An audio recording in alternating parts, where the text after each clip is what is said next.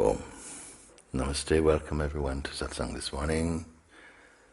Welcome, of course, to all friends who are joining us from around the world for today's satsang and each day of this retreat. So, huge welcome. You're not outside of our hearts, maybe in distance, physical distance, but in heart, no distance at all. So welcome everyone, and let's see what happens today.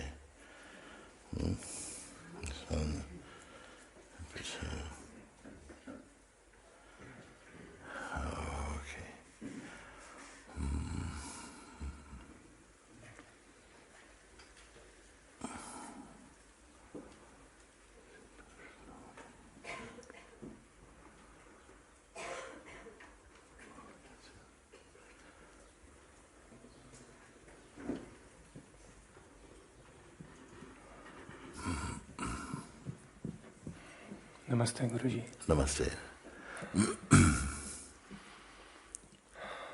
First of all, I would like to thank you for everything. Again and again. Although I know I can never thank you enough. I don't know if you remember, I'm the kind of troublemaker from Zimar who lost the isness there. Who claims to have lost the isness? Yeah. It's a very unique achievement. A lot has changed since then. Yeah. And quite exactly as you predicted, even then, by the end of the retreat, something really significant has changed inside. And the space returned, that one that never left. And gradually, when I observed myself as the formless awareness, and in relation to the space, at first I was just observer, apart from the space, and I had to remind myself, as like, Mooji says that I am that, so yeah. Okay.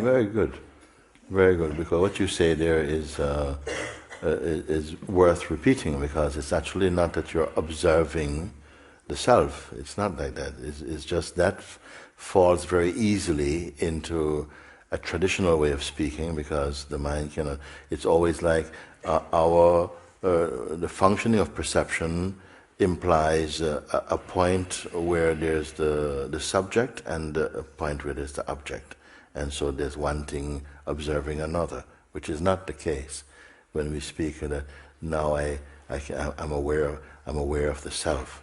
That I'm aware of the self. Be careful, the mind doesn't capture it and feel like I'm apart from the self being aware of the self. It is only the self being aware of the self. Is it not for us to be clear about that? Because it can otherwise feel like, yes, I'm aware of the self. So the speaker and that which it claims to be aware of, are they too? You see, this is the only time that speech is allowed somehow, but it must be clarified that it's not one thing observing another. In every other perspective, that case is true. I'm aware of my mind. I can see the patterns. There's a distance, there's a gap. And from that space we can say, well, if you're observing that, you cannot be that. All those cases are right, except for this one time when it is clear I am the self.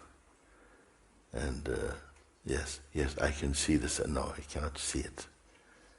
You see, that's the one time I would put. And the example I gave, which I think still is valid and helpful, is when I say that if you take the example of a sharp sword or something, it can cut so many things, but it cannot cut itself, because it is one. It is one unit, not two. Or the eyes that can see so many forms, but the eyes cannot see themselves. You see, or a scale that can weigh so many objects it can weigh, but itself it cannot weigh, because it is one. Similarly, we are one. You cannot see yourself, not in a, that's why I call it a non-phenomenal recognition. You see why? So it's not I am looking at the self, oh yes, because then who is looking at the self? Who can do that? And then even the statement, yes, when I'm in the self, who is speaking? Is it the self? Is it two selves? What is it? You see? So this becomes more and more clear, and experientially. When it's experienced and verified inside the heart, you see, when you speak again in this manner, it doesn't seem right in your mouth. You see? It doesn't. It's like trying to chew a stone or something. Sometimes you will not be able to say some things anymore. If they have really landed in your heart, that understanding, some words you will not be able to speak. The mouth won't help you. You see? This is when the understanding happens. Or if you speak them, they will feel, no, it's not right, and something will move to correct it. So I'm happy you mentioned that point, you see, that you're aware that it's not that, okay, that I'm seeing the self. You're aware that there's only the self. And that you say, well, even if it appears to my mind that, then because Mooji says, okay. That's already a great faith, and that will combust into direct experience very quickly. You see? So, very good. Actually, it did, very quickly. I would say in days almost. One day I just found there is just nothing but the awareness too. Yeah. And nothing else that would be observing anything. Nothing else? Nothing else observing anything. No observer, just that. And that was... everything becomes simple then. Everything becomes no arguments. Everything is reporting to, arising in, appearing in, disappearing in. You see? If you are aware that if you know you are the awareness itself, then even though in the field of the manifest there is living and dying, and then your living and dying will happen in the awareness you are also.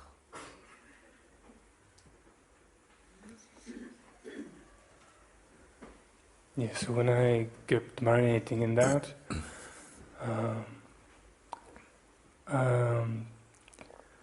I found that unchanging spot inside that observes the thing coming and going. Yeah. And that was really another amazing step for me. Yeah. And is it really a spot? Is it really a spot? I mean, you call it the polar star. Yes. It's just it's no spot. Yeah. It's just sizeless, or it's nothing. Just like something that doesn't change. Okay. Doesn't change. Yeah. And when I just few days found out that I was approaching the thoughts that were still coming.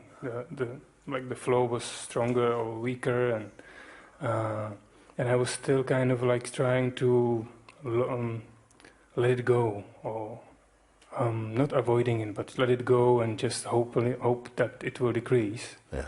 And always just kind of reprehend myself that let me give you now, at this point, given that you are speaking like this, I give you now some very quintessential pointing now. For you, you should not worry so much about the traffic of thoughts and sensations and what they're doing to you, because the more we look at those, then they're relating to a phenomenal perceiver.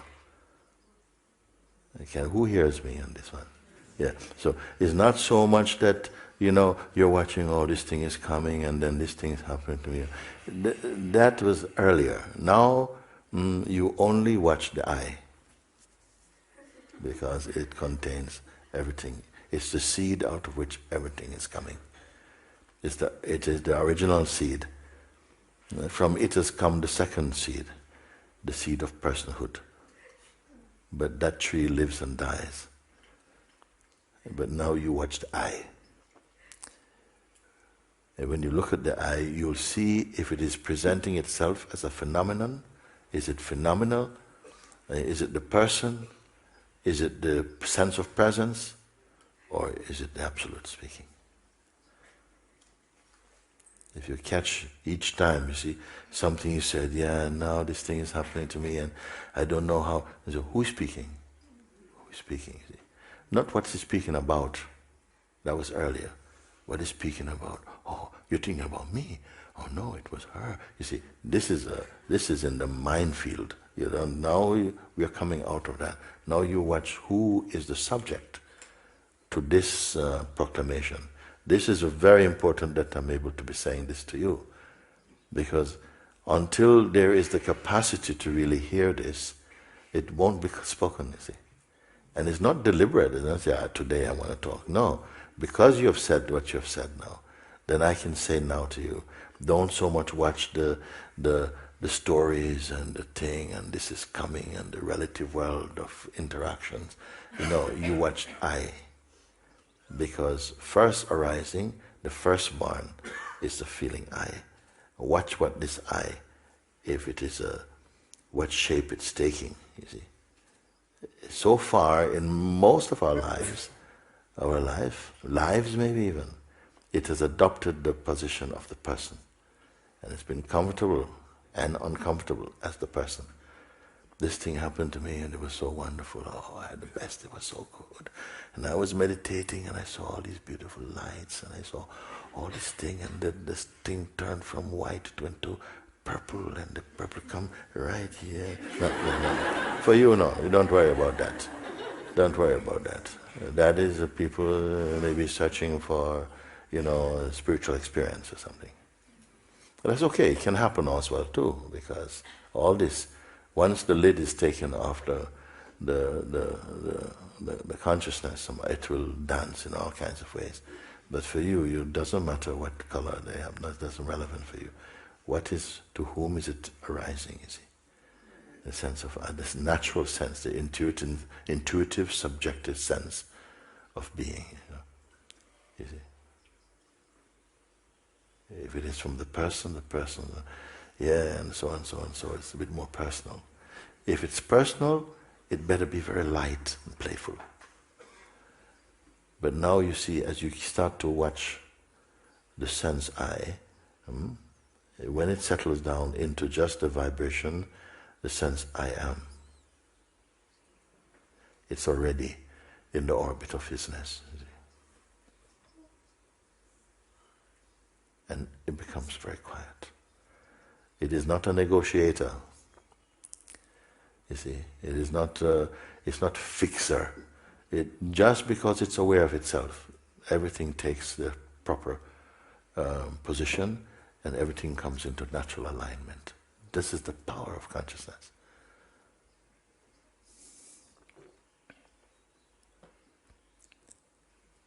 Gradually watch this eye. What is watching eye? Don't jump too quick. Be one with this eye, the eye that is not jumping about, not the I person. First, really be established in the I presence, the sense I am. The I am without history, who is not attached to the concept of future and change and so on. It is the stable. This is the polar star feeling. From here, life is flowing, everything now seems to be moving in a more graceful way, in obedience to that principle, you see. When you're in the position, naturally, unforced, to be observing even the sense of presence. Naturally, you're in the unqualified state. This is the wordless, the uncreated, the unfluctuating, the imperishable. These are words that they don't touch it even.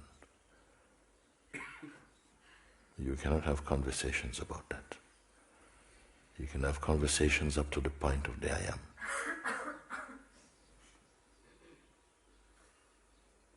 What I tell you right now, we don't even have to speak anything more today even about satsang.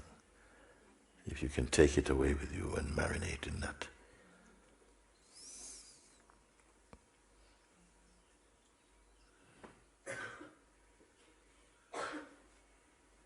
Because it will be the mind itself that says, yeah, okay, and okay, I've got another question. No. This is going to eat up all your questions, all your doubts.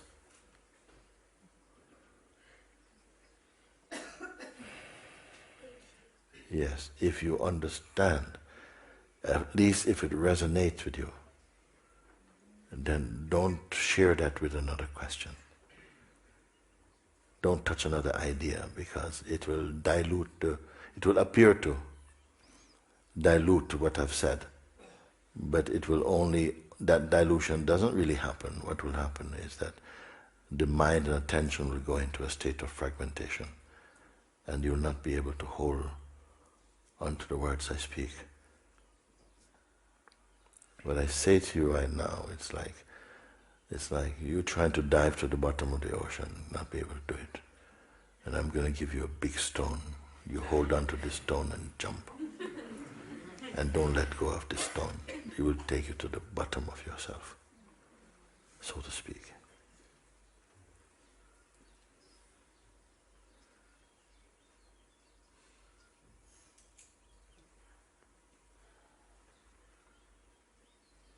When I meet someone in whom this is arising, this subtlety of perception, I can say this.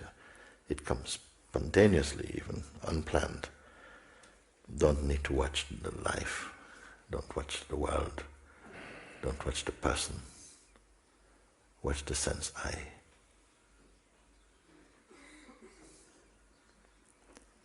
Because out of the I springs the world.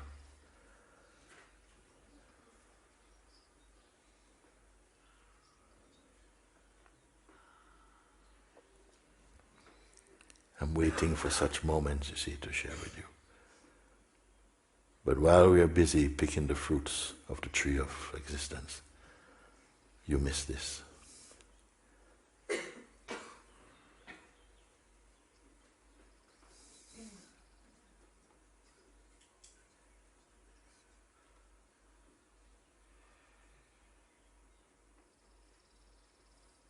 Now I've said it to you, I don't want to let it go now.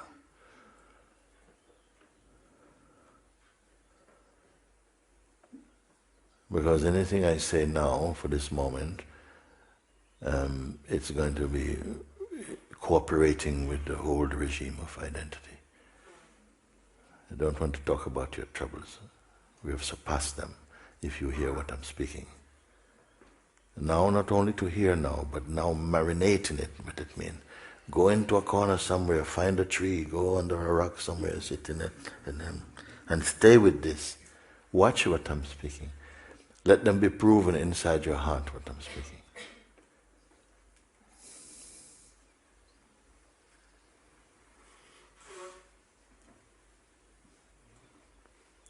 And so much because grace has allowed these words to be issued today, I don't want to go on anymore, I don't want to talk about it. Sometimes I've had these conversations.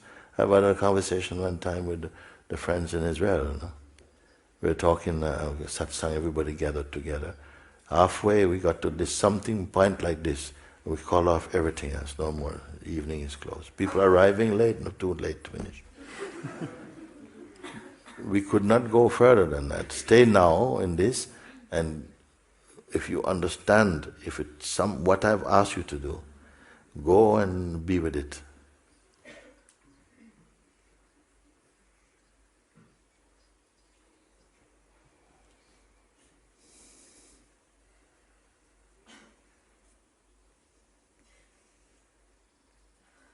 Because for so long we are talking about life and where I want to go, and have you read this book, and yes, and this thing is happening. When my mind comes, all of this.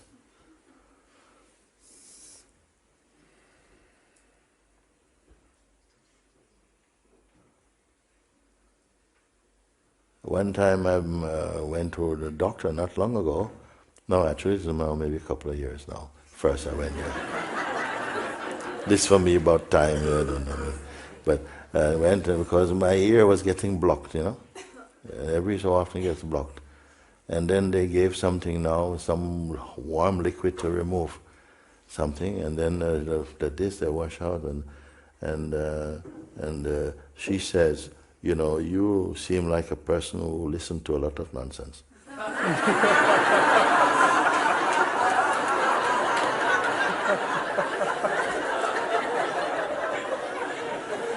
So maybe nature is trying to stop it. Nature's cotton wool is wax, so I looked, it was like some rocks. If they were gold nuggets, I'd be very rich. You see?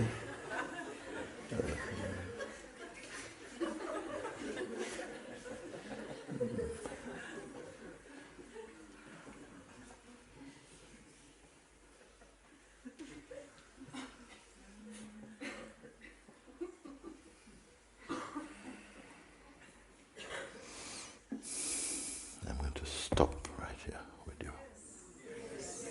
Yes. You go to the temple, go to a chapel, go to a tree, go to a rock, go to bed, but don't sleep. And reflect and ponder deeply over what I've shared with you, and what you have heard inside, make it be inside your heart. Don't give it to your mind. It is that important. Watch this I feeling in you. Before the world takes shape, your I is already there. Watch this I. I said before, if you want to have a sense of what we have done with the I feeling principle and converted it into just another concept, go to any restaurant, go to any place where people gather socially or whatever, and listen to their conversation quietly. And see how often they use the word I, me, my, mine. And listen, what is it referring to? What is the I standing up as? Is it personal or impersonal? Is it person or consciousness? What is the I speaking about? About consciousness or about things which are just perishable? Watch that. And you'll have a sense, an indication of when I sense arise in you, how are you spending your I sense? In the field of phenomenality, in the field of the transient? Or is it pulsating in pure grace? You watch him. The mind is inviting you from I to take another step, and I tell you no, stop in this I. Be one with it, look at him, observe, feel. You may feel a lot of I person coming up, so much I person, so much relation, so much relationship, so much projection, so much past, so much nostalgia, so much wishful thinking, so much spiritual projection, so much interpretation. All of this is happening. How will it serve you to wake up? The very thing itself is sleep. It is dreaming, because you left your I. You've used it as a switch to see the world. Now you must use it to see yourself. Use the light of the I.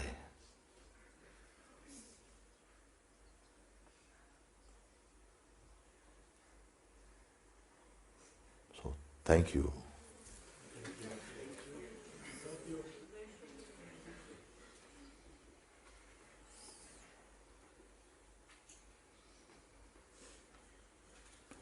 From now on, I'm gonna zoom in on each of you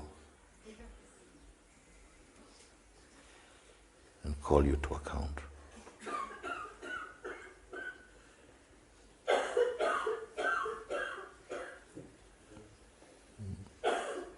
I have kept my word, and have you kept your, whatever it is, your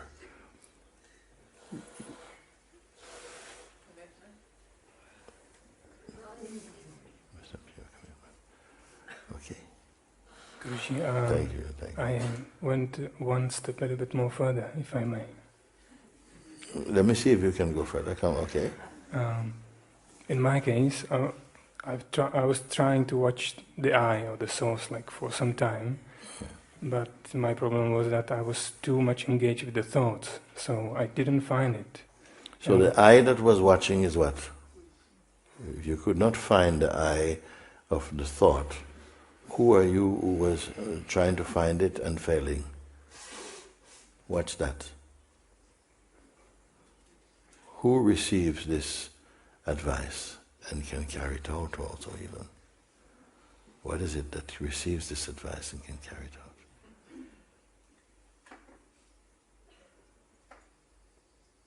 The intellect, you may say, or the intelligence of the being is doing it.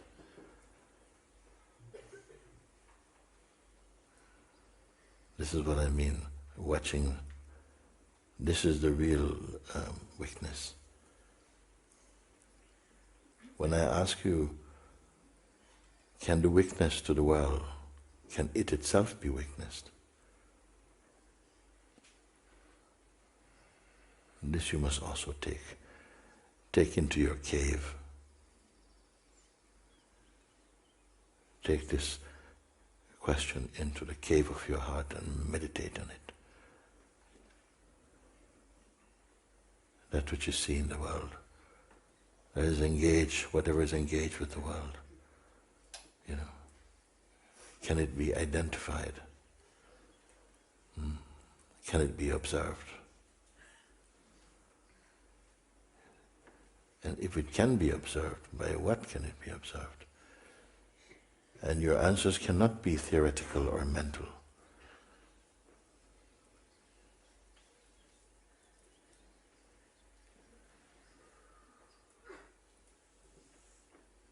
So, are you up for it? Yes.